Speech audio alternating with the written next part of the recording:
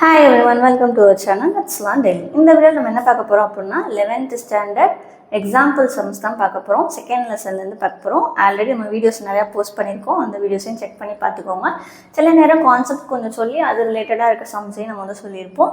இந்த வீடியோவில் நம்ம என்ன எக்ஸாம்பிள் பார்க்க போகிறோம் அப்படின்னா 2.19 பார்க்க போகிறோம். ஸோ இது வந்து ஒரு டெரிவேட்டிவ் வச்சு, அதாவது டிஃப்ரென்ஷியல் கால்குலஸ் வச்சு வர்றது. ஸோ கொஸ்டின் என்னென்னு ஃபஸ்ட் பார்த்துருவோம். அதுக்கப்புறம் பேசிக் ஃபார்முலாஸ் மட்டும் ஒரு 3 இது மட்டும் இருக்குது, அது சொல்கிறேன்.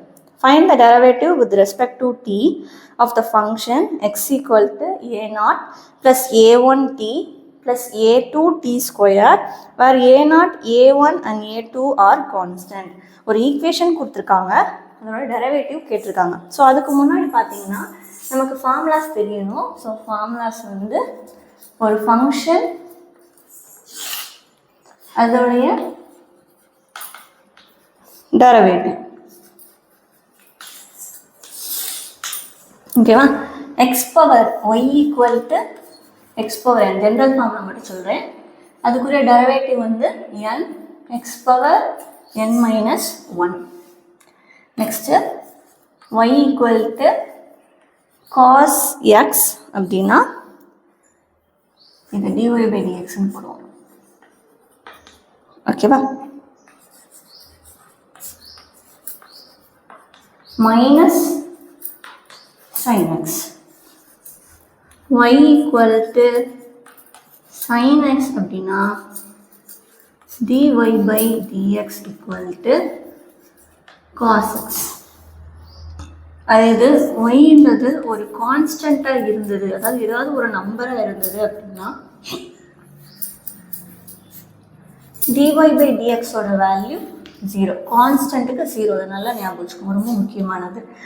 Next y equal to a into b, அதாவது மல்டிப்ளிகேஷனில் இருந்தது அப்படின்னா dy by dx equal to a into db by dx plus b into da by dx. இந்த ஃபார்முலாஸ் எல்லாத்தையும் மனப்பாடம் பண்ணிக்கோங்க. ஸோ இது வந்து ரொம்ப முக்கியம். இப்போ இதை யூஸ் பண்ணி தான் நம்ம சம் சால்வ் பண்ண போகிறோம். நம்ம கொடுத்துருக்க கொஸ்டின் என்னது, x equal to a0 plus a1t plus a2t square. இதில் a0, a1, a2ன்றது கான்ஸ்டன்ட்னு கொடுத்துட்டாங்க. இதை வந்து டைம் t வச்சு எக்ஸை வந்து டிஃப்ரென்ஷியேட் பண்ணி எழுத போகிறோம். So first derivative second derivative ரெண்டுமே அவங்களுக்கு கண்டுபிடிச்சிருக்காங்க, மென்ஷன் பண்ணி காட்டலை. ஸோ அதனால் ரெண்டுமே கன்சிடர் பண்ணியிருக்காங்க, ஓகேவா? ஃபஸ்ட்டு டெரிவேட்டிவ் அப்படின்னா ஒரு தடவை டிஃப்ரென்ஷியேட் பண்ணி எழுதுங்க, dx by dt. இங்கே எக்ஸுன்றது ஃபங்க்ஷன் டைமை பொறுத்து எப்படி மாறுதுன்றதை சொல்ல போகிறோம். So dx by dt. இங்கே ஒய்ன்றது ஃபங்க்ஷன் எக்ஸை பொறுத்து எப்படி மாறி இருக்கும் அப்படின்றத வச்சு இங்கே மென்ஷன் பண்ணியிருக்கோம், ஓகே? ஸோ அப்போ எதை பொறுத்து எது மாறுதுன்றதை பொறுத்து இங்கே அந்த டெரிவேட்டிவ்ல dy by dxஆ இல்லை dx by dtயா இல்லை என்ன கொடுத்துருக்காங்க பொறுத்து மாறும், ஓகேவா? ஸோ இப்போ எப்படி dx by dt கண்டுபிடிக்கலான்னு பார்ப்போம். ஸோ இது புரிஞ்சிருக்கும்னு நினைக்கிறேன். ஸோ ஃபங்க்ஷன் எதை பொறுத்து வேரி ஆகுது அப்படின்றத இங்கே மென்ஷன் பண்ணோம். ஸோ இப்போ நம்ம இங்கே d by dt ஆஃப் அப்படின்னு சொல்லி போட்டு கொடுத்துருக்க கொஷின் எடுத்து எழுதிக்கலாம். உங்களுடைய புக்கில் ஸ்டெப் பை ஸ்டெப்பாக இருக்கிறத அப்படியே டைரெக்டாக ஆன்சர் எடுத்து எழுதியிருப்பாங்க. ஸோ இதை எழுதி வச்சுக்கோங்க உங்கள் புக்கில், ஓகேவா? ஸோ மேக்ஸுக்கு யூஸ் ஆகும். ஸோ இப்போ நமக்கு பார்த்தீங்கன்னா a0, a1, a2ன்றது கான்ஸ்டன்ட்னு சொல்லிட்டாங்க. பட் இங்கே t ஸ்கொயர்ன்ற வேரியபிள்ஸ் இருக்குது. ஸோ இப்போ இது ரெண்டும் நமக்கு பிரச்சனை இல்லை, இது மட்டும்தான் கான்ஸ்டன்ட் மட்டும் இருக்குது, வேரியபிள் இல்லாமல். ஸோ நம்ம ஃபார்முலா படி என்ன, கான்ஸ்டன்ட் மட்டும் இருந்தால் டெரிவேட்டிவ் கண்டுபிடிக்கும் போது அதோட வேல்யூ 0. அப்போது ஃபஸ்ட் இதில் d by dt of a0 இதோடைய வேல்யூ என்னது 0 ப்ளஸ் செகண்ட் டேர்மில் d by dt of a1t இருக்குது. ஸோ இது a1ன்றது கான்ஸ்டன்ட். ஸோ அதை நம்ம ஒன்றும் பண்ண முடியாது. வேரியபிள் கூட வரும்போது அதை என்ன பண்ணிடணும் அப்படின்னா வெளியே தனியாக எடுத்து எழுதிடணும்.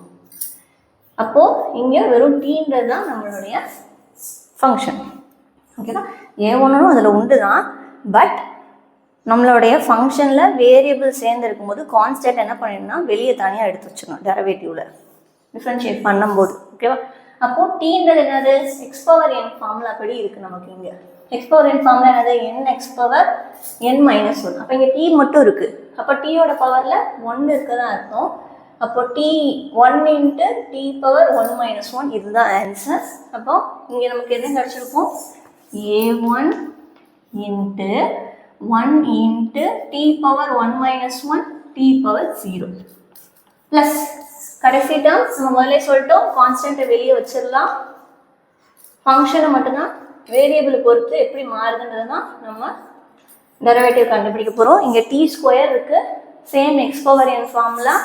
இங்கே 2க்கு பதிலாக n பதிலாக 2 போட்டு சொல்லணும். அப்போ என்ன வரும், 2 இன்ட்டு t பவர் 2 மைனஸ் 1. அப்போ இது எப்படி மாறிடும், 2 பவர் 1ன்னு மாறிடும். அவ்வளோதான். ஓகேவா? ஸோ இப்போ என் ஆன்சர் என்னது, 0 plus a1 t power 0 1. So வெறும் a1 மட்டும் இருக்கும். ப்ளஸ் a2 முன்னாடி ஒரு 2 வரும் t. ஓகேவா? ஸோ இப்போ இதுக்குரிய ஆன்சர் என்னது, ஃபர்ஸ்ட் டெரிவேட்டிவோடைய answer a1 plus 2a2 t. இதுதான் என்னுடைய ஃபர்ஸ்ட் டெரிவேட்டிவோடைய ஆன்சர். இப்போ செகண்ட் டெரிவேட்டிவ் எடுக்கும்போது இதையே திரும்ப டிஃப்ரென்ஷியேட் பண்ண போகிறேன்னு அர்த்தம். அப்போது d by dt of dx by dtன்னு போடுவோம்.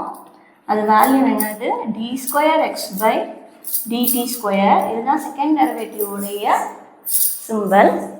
இப்போது செகண்ட் டெரிவேட்டிவ் பண்ணும்போது இதை தான் நம்ம டிஃப்ரென்ஷியேட் பண்ணணும். அப்போது d by dt of a1 plus 2a2t. a1ன்றது என்னது, கான்ஸ்டன்ட். ஸோ கான்ஸ்டன்ட்டை டிஃப்ரென்ஷியேட் பண்ணால் என்ன வரும், 0. அப்போது ஃபஸ்ட்டு டேர்முக்கு 0 ப்ளஸ் செகண்ட் டேர்மில் 2a2ன்றது கான்ஸ்டன்ட்.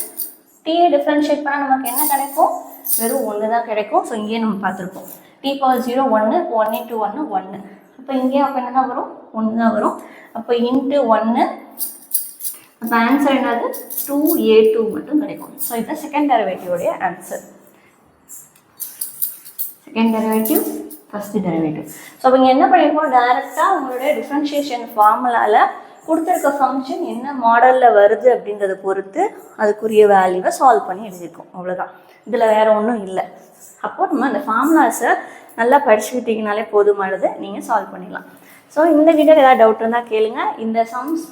இந்த ஃபார்முலாஸ் யூஸ் பண்ணி ஃபிசிக்ஸில் நிறையா பிளேசஸில் நம்ம இதை யூஸ் பண்ணுவோம். இப்போ மட்டும் இல்லை, ஃபர்தராக வர உங்களோட ஹையர் ஸ்டடீஸ்லேயுமே யூஸ் ஆகும். ஸோ இதை நல்லா ஞாபகம் வச்சுக்கோங்க.